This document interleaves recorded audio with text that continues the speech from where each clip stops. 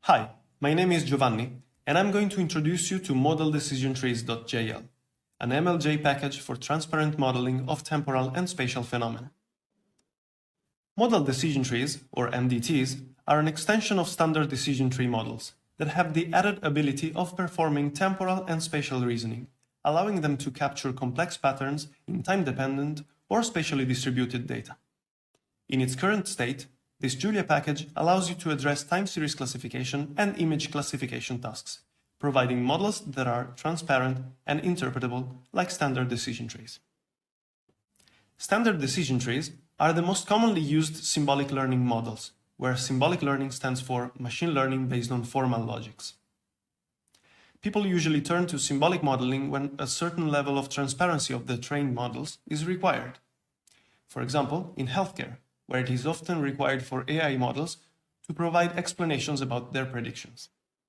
This form of transparent modeling offers many opportunities, from verifying that the model's thought process is adequate for the given task, to learning new insights by simple inspection of the model, up to allowing the practitioner to manually refine the model at a later time when new knowledge on the observed phenomenon is acquired.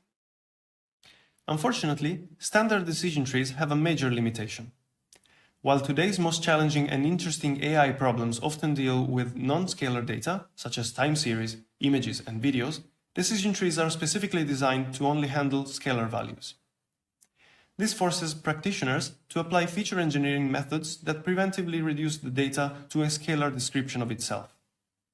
However, this process destroys the dimensional structure, and it can challenge the model's own transparency, which, is kind of the point of it all. A solution to this limitation has to do with the logical language that underlies the model. Historically, the AI community have always limited decision trees to the use of propositional logic, which embodies only the simplest kind of logical reasoning. On the other hand, logicians know that there are more expressive logics, and they extended decision trees to first-order logics. In between these two worlds lies the family of modal logics, which represents a great trade-off between expressive power and computational complexity. Although in a limited form, modal logics can express concepts in terms of entities and relations, as well as quantified statements on the existence or non-existence of given logical patterns. And by extending traditional trees and tree extraction algorithms to the use of modal logics of time and space, we end up with trees that can natively extract temporal, spatial, or spatiotemporal patterns in time series, image, and video data. Let's look at an example of what a modal decision tree can do. This is a modal decision tree based on a spatial logic with RCC8 topological relations, such as disconnected, partially overlapping, and tangential proper part. The tree uses these relations to move along the image, each time probing for the existence of a region with respect to the current one, with a given propositional characteristic. It starts by asking whether there exists a region globally, that is, anywhere in the image, with the red color higher than 180. Let's suppose there exists such a region. Then the tree asks whether there exists a region with the green lower than 70 that is partially overlapping with the previous region. Once again, suppose there exists such a region. The final decision goes to whether there exists a region with blue higher than 20 that is tangential proper part of the latter region. If there is, then the tree detected a brain tumor in this MRI image of a brain. Let's get to the package itself. Modal Decision Trees has a young but elegant and well-commented codebase. It provides algorithms for training modal decision trees and forests, although forests are less interpretable. The code is massively optimized. In a minute, we'll see it in action.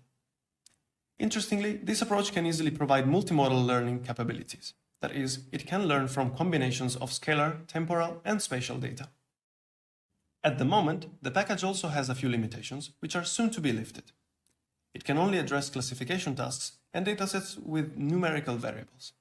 It also does not support missing values.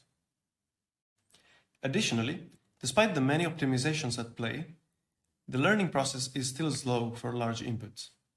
Thus, the dimensional components are currently automatically downsized, which likely reduces statistical performances. The code has been tested in various research scenarios and was used for about 8 scientific publications in the past year. Tasks in which it showed surprising results include COVID-19 diagnosis from audio samples of cough and breath, land cover classification from aerial imagery, and prediction of the experienced level of pleasure from EEG signals. Of course, when compared to its scalar counterpart, model decision trees tend to perform much better. But in many cases, the results are also comparable to, and sometimes better than, those attained by deep convolutional neural networks. As for when they are not, we are also working towards promising neurosymbolic solutions. Now it's time for a live demo. And what I'd like to do is to apply a modal decision tree to NATOPS, this benchmark dataset for time series classification. And in order to do it, I'm going to prioritize launching the training. So here I have a Julia session with 8 threads where I loaded the packages and the dataset train test split, and I instantiated a modal decision tree. So if I call the fit function, telling it to ring a bell when it's done, I can get back to the problem, which is the task of recognizing 6 different types of gestures from an input of 24 temporal variables reflecting the position of different parts of a person's arms. I'm going to go ahead and anticipate that our statistical accuracy in this case is 86%, which is just below the non-neural state of the art.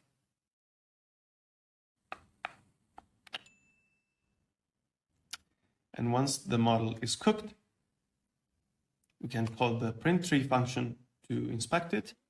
We can apply it to new data, the test data.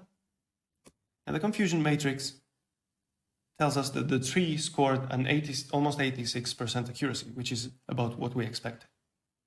Interestingly, the tree behaves pretty well on 4 out of 6 classes, while most of the classifications come from classes 2 and 3, all clear and not clear. And finally, a doozy. We can graphically inspect the tree to find out that those 4 classes are classified by exactly 1 rule each, while the tree is confused about how to discriminate classes 2 and 3. A next step could be to cut out this confused branch of the tree and retrain it from here under different conditions. For example, one could steer the algorithm towards preferring splits using variables relating to the right thumb, given that the 2 classes only differ from its position. Thank you for being with me.